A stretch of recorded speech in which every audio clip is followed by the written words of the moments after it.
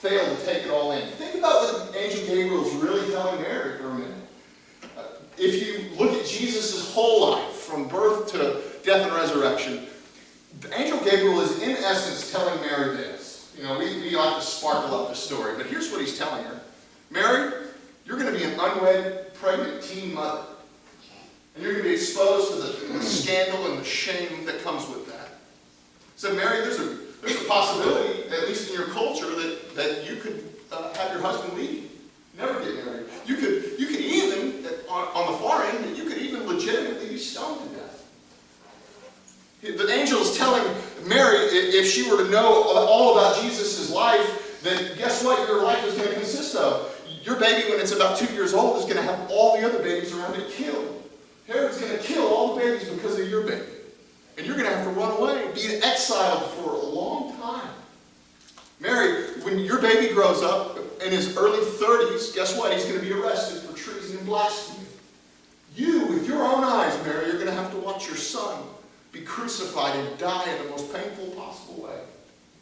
Now you tell me, what mother volunteers for that?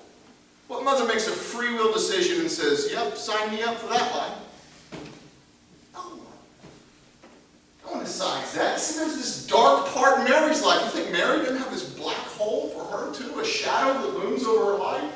Watching her son die must have wrecked her. Think about this. If you're a mother or a father, what goes through your mind? You must be thinking, I should have done something different. I should have told them this or told them that. Maybe they could have avoided it. Whether it's justified or not, you start to blame yourself, don't you? You say, this could have been avoided. It's my fault. Certainly Mary is in this dark place. But listen, the good news of the gospel is not that Mary was obedient to God and so able to save us all. You know, I think often people miss that. They think, oh yeah, Mary's obedience was so wonderful. Listen, if the good news is that Mary was obedient and able to save us through her obedience, then she did a terrible job because she wasn't even able to save herself from this kind of pain. The good news is not that Mary was obedient and so we're saved through her obedience. The good news is that God saved Mary through Jesus Christ. And as you stand on the edge, looking into that black hole, as you think about that shame, guilt, and despair, know this, that the gospel is the same for you too.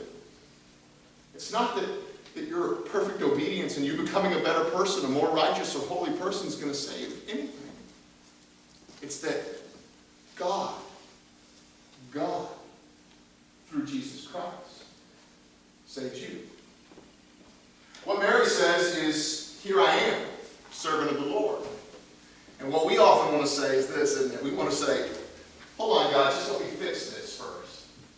Or we want to say, God, as soon as I stop doing this and start doing this, then you'll be able to love me.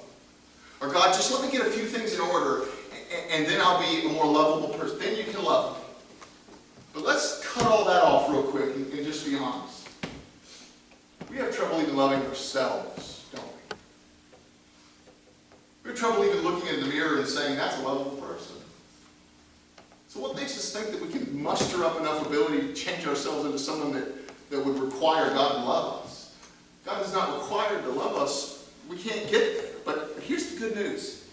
God does what we cannot. The scripture tells us what's impossible with men is possible with God. It is possible. So as we think about the most impossible thing in our life, and goodness gracious, there are these moments when that most impossible thing is really believing that God might actually love me, that God might actually save me. What's impossible for man is possible with God.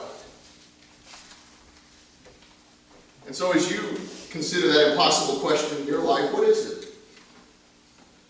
I think it's impossible that God would save you, someone like you. Or impossible that God would love you, someone like you. Friends, hear the good news. God, not because of anything you've done or not done, God does love you. Because he's determined to love you. Hear the good news, friends, God will save you.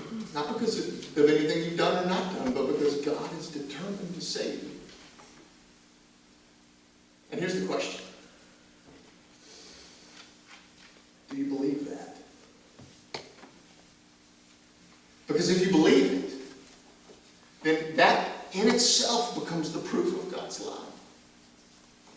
If you believe, the scripture tells us that if you believe in your heart and confess with your mouth that Jesus Christ is Lord, then you are His. You are His.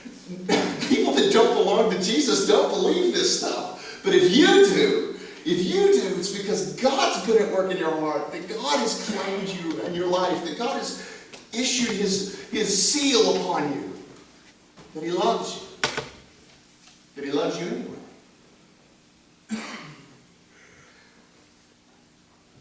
In a sense, the good news for us today is the same as it was for Mary all those years ago, when the angel Gabriel said this: "Greetings, favored one, the Lord is with you."